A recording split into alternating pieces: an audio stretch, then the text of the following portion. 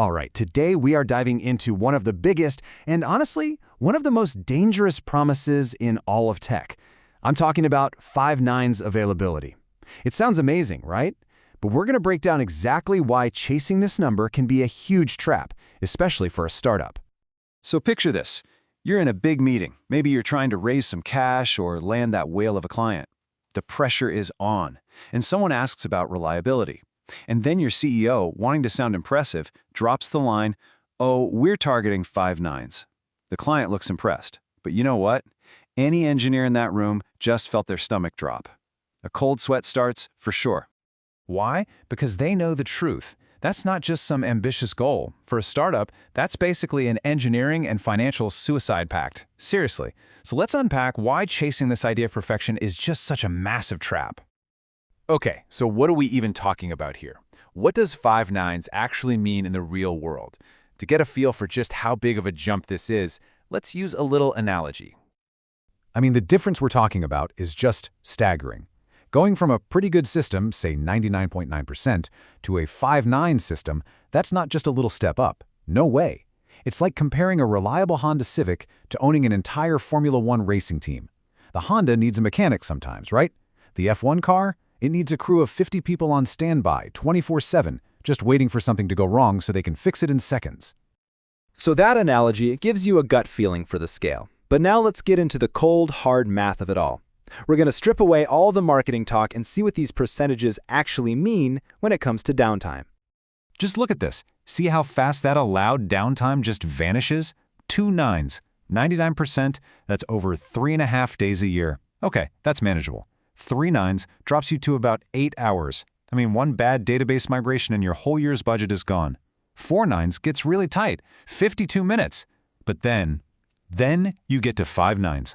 5.26 minutes. That is it. That is your entire downtime budget for the whole year. Just let that sink in for a second. That's less time than it takes to make a pot of coffee. And you have to remember, that tiny 5-minute window has to cover everything. We're not just talking about disasters, like your cloud provider going down or a DDoS attack. It also has to cover all the stuff you plan to do. Things like database upgrades, deploying new code, renewing your security certificates. Think about it. If a totally normal planned deployment takes just 2 minutes and you do that only 3 times in a year, well, congratulations, you've already blown your FiveNines goal. And that's with nothing even going wrong. Okay, so the time budget is just about impossible. But what about the money? What does it actually cost to even try for this? This is where that suicide pact idea really starts to hit home. This chart right here tells the whole story. It's the brutal, financial truth. The cost of adding another 9 isn't linear. Not at all. It's exponential. So going from 3 nines to 4 nines might cost you, say, 10 times more. But that next step, from 4 nines to 5 nines, oh boy, you could be looking at 100 times the cost. Let's break down what that actually means in terms of engineering. So to get to 3 nines, you need the basics, right? Load balancers, a backup database, pretty standard stuff. But to hit 4 nines, now you're talking serious investment. Full redundancy, automated failover systems, engineers on call around the clock. But 5 nines? Well, that's a whole different universe. Now you need your entire system actively running in multiple parts of the world at the same time. You need a dedicated network operations center, a NOC, with people literally watching screens 24/7. You even need a chaos engineering team, a whole team whose job is to try and break your system on purpose just to find the weak spots. Okay, let's imagine you do it. You spend the millions. You hire the giant team. You've built this absolute masterpiece of engineering. Now we have to ask the single most important question in this whole discussion.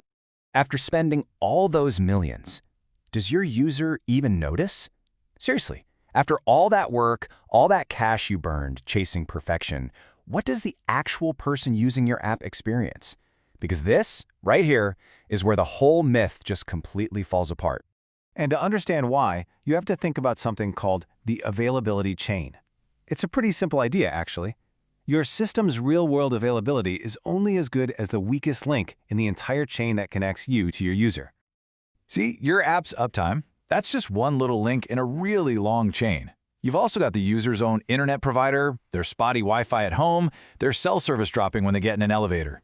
Not to mention the DNS provider, the CDN, all of these things are completely 100% outside of your control. And this is the kicker. This is the whole thing. You can pour millions into engineering a perfect 99.999% available system.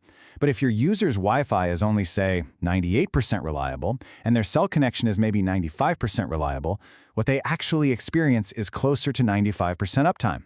So you spent all that money to achieve 5 nines, but what your user actually gets is something closer to 2 nines. So if 5 nines is basically a myth that will bankrupt you, what's the alternative? What should a smart, efficient engineering team actually be aiming for? The smart move, the sweet spot, is what you might call pragmatic 4 nines. That's 99.99%. This gives you a yearly downtime budget of about 52 minutes. See? That's the perfect balance. It's enough breathing room to do your planned maintenance and handle the occasional screw-up, but it's still tight enough that it forces you to build a really high-quality, serious system. And getting there takes a solid blueprint. You know, things like having redundant infrastructure across different data centers, databases that can fail over to a backup in less than a minute, and designing your apps to be stateless, which basically means any server can be replaced instantly without losing user data. Look, it's still a challenge, for sure, but it's an achievable challenge that delivers huge value without breaking the bank.